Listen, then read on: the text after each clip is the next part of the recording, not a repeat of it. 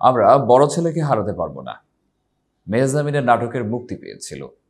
আজ 5ই সেপ্টেম্বর 2017 সালের এই দিনে ইউটিউবে মুক্তি পায় বড় ছেলে টেলিছবিটি।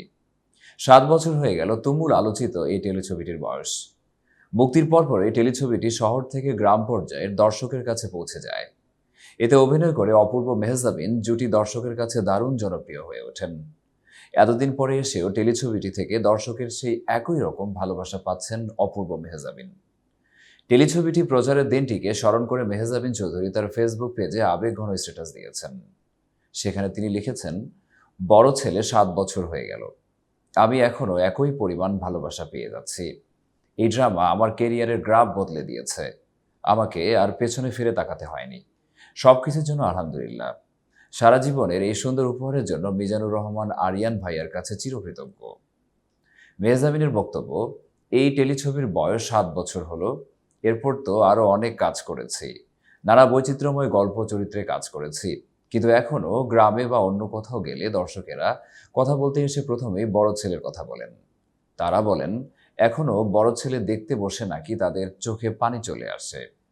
আমার কাছে মনে হয় এই টেলিছবিটি একটি উদাহরণ তৈরি করেছে।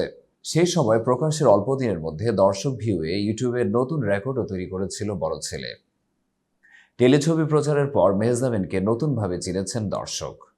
এ ব্যাপারে মেহজাবিন বলেন, আমি আগে অনেক কাজই করেছিলাম, কিন্তু বড় ছেলে প্রচারের পর আমাকে অন্য উচ্চতায় নিয়ে যায় দর্শকেরা।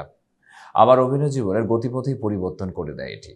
শুধু আমার নয়, অপূর্ব ভাই, পরিচালক আরিয়ান ভাইয়ের জীবনেও কাজের নতুন কিছু অর্জন ছিল এই টেলিছবিটি, যেটি আজীবন থেকে যাবে।